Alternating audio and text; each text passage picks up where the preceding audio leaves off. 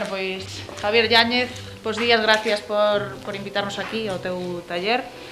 Fuchos o elixido para reproducir ese premio do público para esta sexta edición do FIC. Que sentiches cando che comunicaron?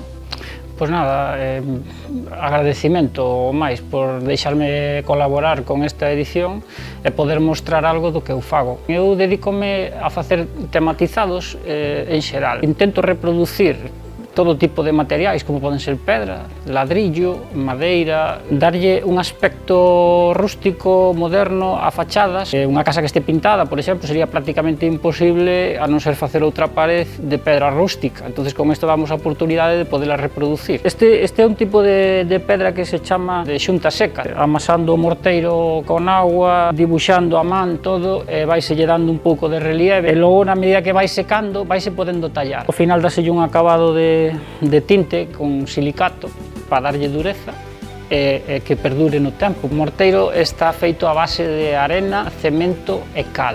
Como foi reproducido o premio do público?